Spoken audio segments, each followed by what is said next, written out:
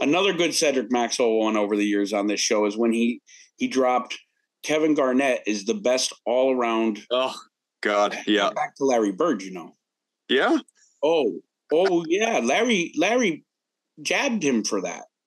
Pretty good. It got back to him. I don't think Larry was listening to the show, but they picked it up. Don't ruin my dream, Nick. Huh? Don't ruin my dream. Larry Bird definitely listens. Larry doesn't even have internet, bro. He's a subscriber to Celtics Beat. Right. Yeah, he's a sub. But yeah, that got back. I mean, that one went crazy. I mean, that one went because it's a debate that triggers a lot of emotions, right? Like I don't agree with him that Kevin Garnett is the best all around Celtic ever, but there's an argument to be said the way that Max explains it. But there's no question Larry Bird is. Did you guys watch JJ Redick 2 days ago with Mad Dog? I love the fact that they pay him to sit there and listen to Chris Russo speak about stuff. But I want the balance, and I think the NBA has gotten way past the balance and watching guys give up dunks to shoot threes on fast breaks, that kind of thing.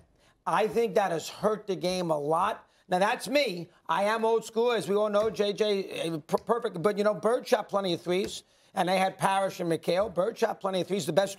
And Bird is one of the great shooters in the history of the sport, not even close. Bird shot threes. He never was a volume shooter from three. No, I know that, but he was a great three-point shooter. He was not good. He was great. He's one of the top 5 three-point shooters of all time.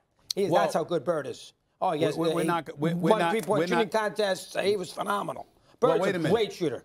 Wait a minute, and Bird didn't shoot. Bird is absolutely one of the greatest shooters ever, but he's not one of the top 5 3-point, top 3, whatever. Did you see the three-point shooting that he put on, those clinics that he put on at the All-Star game? Again, did you watch? Doggy, it's just math. It's attempts, it's makes, and it's percentage. And there's no way you could ever argue Larry Bird is a top 3 3-point shooter of all time. You can't make that argument. You're basing it on math. You're basing it on math and a time of when he played. I'm basing it on just shooting. Bird is an unbelievable. Again, we had this discussion the other day. About James Naismith. James Naismith invented the game. You were rewarded for putting the ball in the basket. There's plenty of people that have shot more, made more, and guess what? Made more at a higher percentage than Larry Bird from 3. I'm not saying Larry Bird is not one of the greatest shooters ever. He's not one of the greatest three-point shooters ever.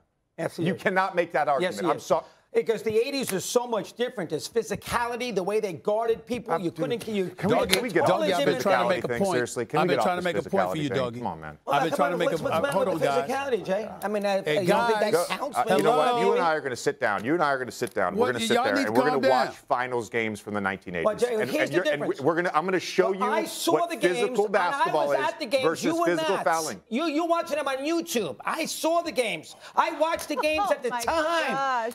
I watched all these games. You didn't watch it. You weren't alive when these games were being played. Did you see Bird play against the Lakers in '84? Did you see Bird against the Rockets in '86? Were you at courtside watching these games? No. You got to watch the games at the time. Okay. Watching them on YouTube 40 years later is not the same at the moment. So watching them. Let me ask you a question then. When I watch, let's say Steph Curry, for example. Right. When I watch Steph Curry off the ball in a playoff game. Oh, he's great. Getting grabbed and held by Marcus Smart. They're attached to him at all times. Right. Then when I watch Larry Bird come off a pin down and no one's within 5 feet of him and they're shooting the gap. You're telling me one is more physical than the other? You're telling me that's more physical than Steph Curry being grabbed and held for 48 minutes? He doesn't. They don't call those fouls on Marcus Smart when he holds them and he holds them on those pick and roll. Of course they call the fouls. They protect Curry all the time. Oh, God. He's at the free throw line. He lives at the free throw line. You can see like the pain in JJ's face. I can't stand JJ Redick. You can't? I love him. I like him a lot. I think he's great. I can't. And here's the reason why. And it's probably all the reasons why you guys love him.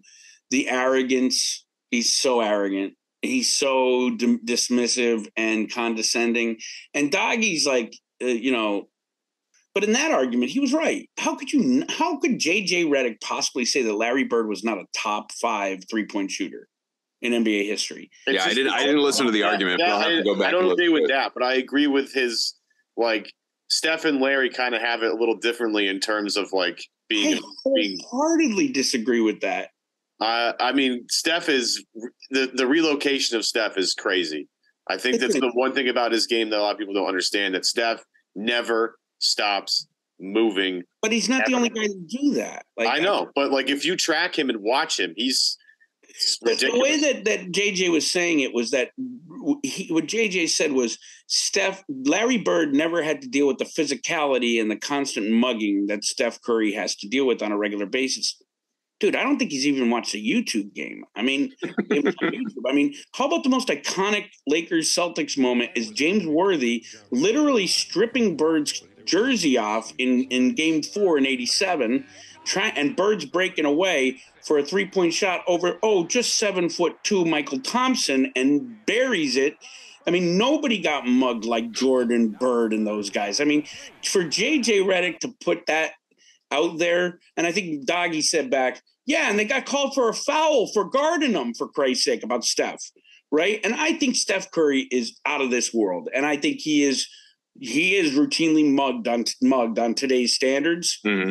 But like Steph would have to shoot from 30 feet out, 40 feet out every shot because he'd be broken entering the paint. He'd never be able to enter inside the 3-point line because he's so fragile. I mean, he was at one point in his career. He was injury prone. They fixed it. Like his ankle injuries have been. Yeah, but he's still been out a lot. I mean, look at his. Yeah, recently. Yeah, but I'm talking like prime when he was early on. People thought he couldn't play. He couldn't play, and then he played a lot. Well, let me tell you. Now he's on the other side of things, and it's still like insane. But he gets a little hurt more. Yeah. Here's the thing about Steph. I have endless amounts of respect for that man. I think he's a model citizen. Meaning like he's an ambassador of the league. He is well, always on the right side of the comment. You know what I mean? Like he's just like, and I think the same about like LeBron he's been a great ambassador for the league. But don't tell me, JJ Redick, that Larry Bird had less guarding, less coverage than Steph Curry. I mean, it's just not true. I mean, you just haven't watched games. Like his exact comment was, Bird never shot a 3-point attempt with anyone within 5 feet of him. That's just fucking arrogant. I don't care. I'm going to drop fuck on this show. I know it's a family show, but that's arrogant and it's really stupid. It's a stupid comment.